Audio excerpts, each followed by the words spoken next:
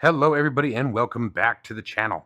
And today's going to be a little bit of a different episode as we're going to be talking about not necessarily hardware, but hardware mounts. And I think I might have found one of the most versatile mounts that makes it very easy to change out cockpit hardware, whether you are driving or flying or switching between driving and flying. That is out there, and it's cheap and very, very simple to use. Stick around. If you are interested in any of my tutorial guides for Microsoft Flight Simulator, or simply interested in supporting the channel, consider joining me on Patreon. Patreon subscribers level tier 2 and above have access to all of my guides as well as any future guides that come down the road. Patreon link can be found in the description below.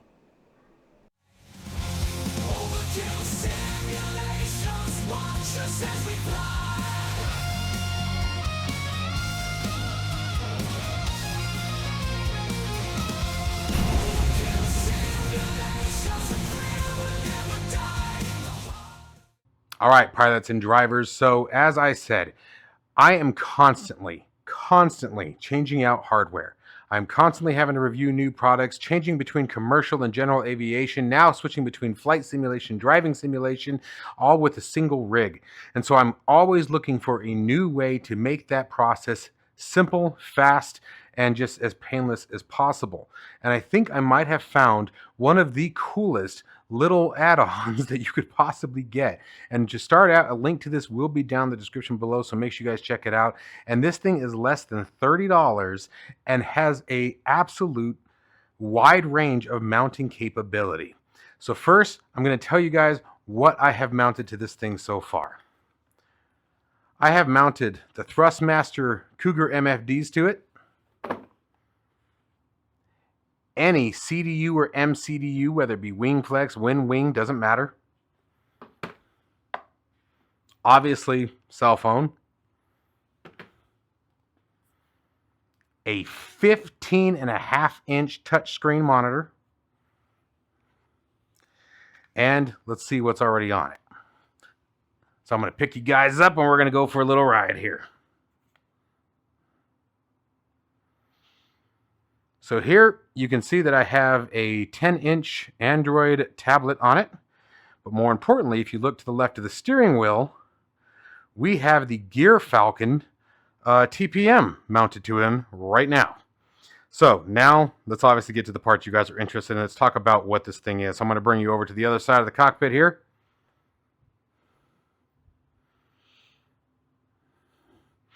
And let's get the camera oriented correctly so you guys can see everything nicely. And let's take a look. So all it is, you guys, is you simply pull it, has a tension arm, and there it is. It's got 3 different mounting screws so it can rotate. You've got a tensioner here, a tensioner here, and a tensioner at the bottom. The one at the bottom allows it to flop and flip in 360 degrees. Any angle doesn't matter. The one up here allows it to rotate vertically all the way full aft and past, I would say probably 210 degrees, somewhere around there, to, I mean, almost a full 180 in the other direction. This one, obviously here, you can loosen it. I'll show you. So the bottom one's going to do the same thing that this one does.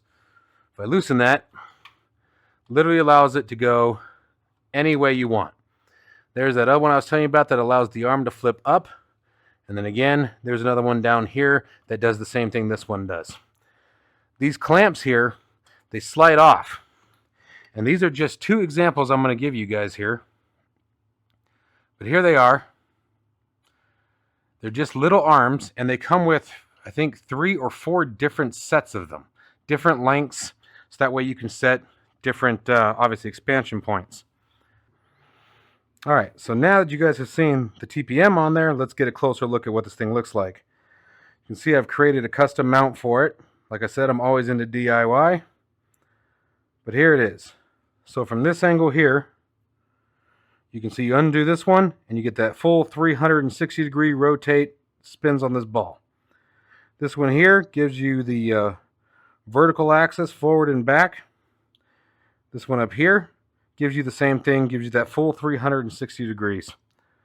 These arms, they simply slide off, and you have a full different set, or 4 or 5 different sets, I think it's 4, different sets, different lengths, and you can do different combinations of each. They unscrew from both the top and the bottom, or slide off from top and the bottom. One side is your tension point. Let me see if I can get it to its max angle here. That's its maximum angle, and I'm really having to pull, guys, and I'm not a small guy. But you guys can see it's got quite an extension on it. So with the different fingers on it, like for example, here's two of the other ones that match what's already on it. But they have, it's either 3 or 4 different sizes.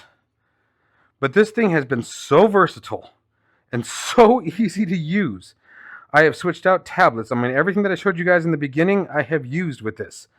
Now, I wouldn't put anything like, for example, your Honeycomb Bravo or something like that on. That would probably be pushing your luck a little bit. Just putting this guy back over here on the other side here. Oh, there we go.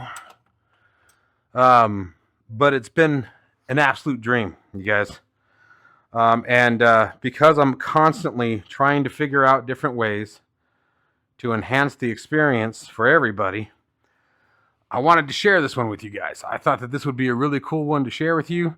I know that people are doing the same thing that I'm doing, trying to always find new ways. And you know, one of the things that I point out with flight simulation, especially that's a difference from driving simulation, is with flight simulation, whether you're flying, you know, commercial or general aviation or helicopter, the gear you want attached may change.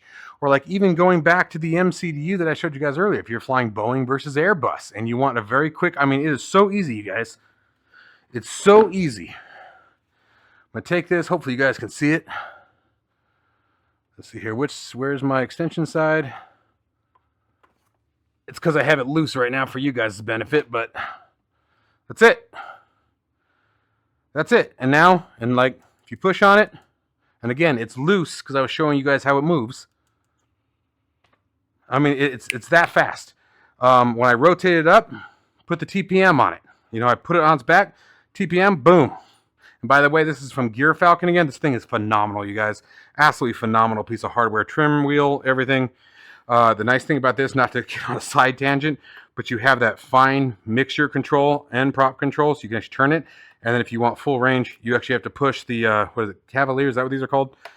And you know, have that full. But if you can't do it, push the button. There you go. You get a throttle tension, so you can actually lock the throttle in place if you want to, like you can in the real aircraft. You can actually lock it into position, and then you can adjust the tension as well based on how you want. So not to get, again, off topic, but really cool. Really, really cool. It's probably one of my favorite GA products to use.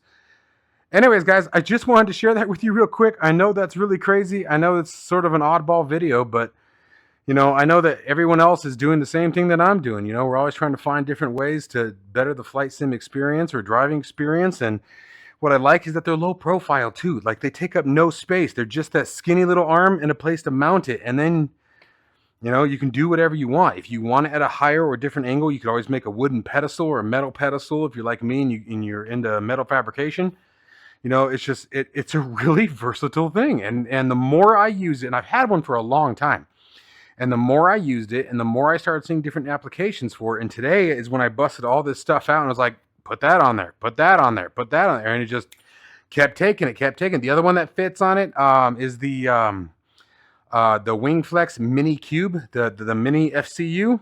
I put that on there, you know, and it, you know, you tighten it up, it locks it right into place, and you can set them at any angle you want. So depending on whether you have it at your side or up in front of you, or maybe you're, you know, you want to look down, it doesn't matter.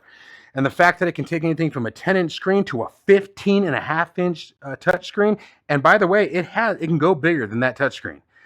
Ironically enough, the one thing that I can't find the right combination to have it hold is a keyboard. You know, I'm trying to, and I think I'm going to 3D print my own little fingers for it that are just a little bit smaller. Like it misses it by like that much where it won't take the tension. But it would be great for a keyboard mount, something that you can swivel your keyboard in and out of your way. I mean, again, this is what I do. This is what I do. I'm so DIY. I love building crap and doing things on my own.